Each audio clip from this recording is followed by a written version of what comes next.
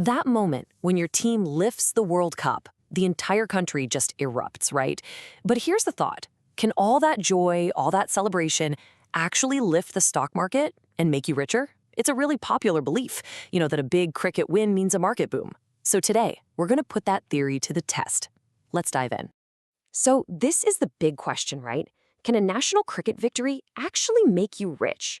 I mean, you see the fireworks, you feel that incredible excitement in the air, and you can't help but think, hey, surely this has got to be good for my portfolio. It just feels like it should be true. But is it? Or is it all just wishful thinking? Okay, so let's start with section 1, cricket wins, market myths. We're going to really unpack this powerful idea and see if there's any truth to it. You've heard this a million times, right? The whole country is celebrating. The markets have to go up. People call it the feel-good factor. And the logic, well, it seems pretty simple. Happy people spend more money, investors feel optimistic, and so the market just has to climb. It makes sense, it feels right, but does the data actually back any of this up? All right, that brings us to section 2, a reality check from history. Enough about feelings, let's look at the cold, hard facts. To really test this theory, we're going to dig into India's historic World Cup wins and see what the market actually did in response. Okay, so take a look at this timeline. Right away, you can see there's really no clear pattern here.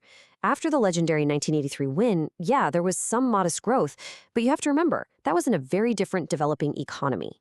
Now, fast forward to 2007, a strong rally, sure, but here's the catch. The market was already in the middle of a massive bull run. And then, here's the real shocker, 2011. After that incredible win at home, the market actually ended the year down by about 25%. And just recently in 2024, the market kind of just shrugged and continued its existing upward trend. So the big takeaway here, the victory itself, it just doesn't seem to be the main driver. And this slide, man, this really tells the whole story, doesn't it? It's a tale of two victories. In 2007, the market was already on fire and a huge bull run. The T20 win was like adding a little extra fuel to an already raging fire. But then you look at 2011, and no amount of celebration, no euphoria, could fight against high inflation and fears of a global recession. At the end of the day, it's a powerful reminder. Market fundamentals, they always win. So this all brings us to a really crucial point, which is our next section, short-term hype versus long-term reality. See, there's a huge difference between that immediate emotional blip you see in the market and the much more important long-term trend. The market does react. You just have to know what you're looking for. So yeah, on the very first trading day after a big win, you'll often see exactly this. A little jump, maybe 1 or 2%. That's the feel-good factor in action right there. It's a quick, sentiment-driven pop. It's real. But believe me, it is very fleeting. But, and this is a big but, here's the other side of that coin. If you look at the data over the next 6 to 12 months, you often see a market correction, sometimes by 10 or even 20%. So why does this happen? Well, it's simple. After the party's over, the market gets back to business. It starts focusing on the real stuff again, things like company earnings, interest rates, and what's happening in the global economy. There's actually a technical term for this. Researchers call it an asymmetric relationship. And what it means is, yeah, investor mood gets a little boost when we win a match, and you see these small upticks. But here's the weird part. Losses don't really have the opposite effect. It's just a temporary high, It's not a real fundamental shift in the market.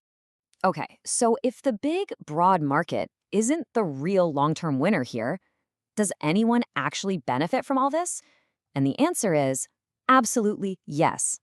The key is to stop looking at the trophy and start looking at all the economic activity that the tournament itself creates. That's where the real winners are. So who benefits, regardless of who wins or loses? Well, you've got the sectors that literally fuel the event. Think about it. Media and broadcasting, huge jump in ad revenue.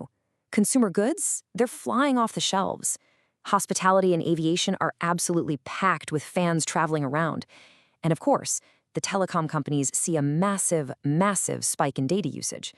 See, this isn't about some fuzzy feeling, it's about a giant month-long economic boom. All right, so now that we know all this, how do we actually use it? How do we make it actionable? That brings us to our final section, your 2026 investment playbook. Let's look ahead to the next big tournament and figure out how to build a smarter strategy.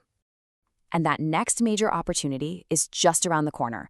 We're talking about the 2026 ICC Men's T20 World Cup, which is going to be co-hosted by India and Sri Lanka. This is our chance to apply everything we've just talked about and focus on the businesses that are set to directly benefit from the event itself.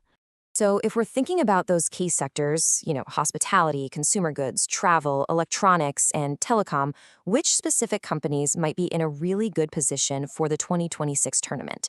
Let's break down 5 stocks that are in focus. First up, let's talk hospitality. A company like Indian Hotels, or IHCL. The logic here is super straightforward. Thousands upon thousands of fans are going to pour into the host cities. That means hotels will be packed solid. And when that happens, it drives up both their occupancy and, importantly, the prices they can charge per room. That flows directly to their bottom line. Okay, next up, Varun Beverages, which is a huge bottler for PepsiCo. Just picture it. You're watching a super tense match. What's in your hand? For millions and millions of people, it's going to be a cold drink. The sheer volume of consumption during a month-long tournament is a massive, massive driver for their sales. Now, think about the travel. With matches happening in a bunch of different cities across India and Sri Lanka, fans have to get from place to place. And who's going to fly them? Interglobe Aviation, better known as Indigo. They have such a dominant market share. They are basically the airline that will be flying fans between venues, capturing all of that surge in travel spending. Now, this one is really fascinating. If you look at the data, historically, these big cricket tournaments trigger a massive spike in TV sales. We're talking 70 to 80% as people upgrade their TVs to get the best possible viewing experience. So a company like Dixon Technologies, a leading electronics manufacturer, is just perfectly placed to ride that wave. And last but not least, you have the telecom giants like Reliance or Bharti Airtel. Millions of fans are going to be streaming these matches live on their phones. That means a colossal, mind-boggling surge in data consumption. And for a company like Reliance, which also owns the broadcasting platform, it's a double win. They get you on the data usage, and they get the advertising revenue. It's a fantastic position to be in. So let's just quickly recap that 2026 playbook. We're looking at IHCL in hospitality, Indigo in aviation, Varun Beverages for consumer goods, Dixon Tech for electronics, and of course, Reliance or Airtel in telecom. And the really important thing here is that every single one of these is tied to a specific, tangible economic driver from the World Cup itself. It's not about vague emotional feelings. And that really brings us to the most crucial point of all. This isn't about ignoring the incredible joy of a World Cup win. Of course not. It's about being a smarter investor.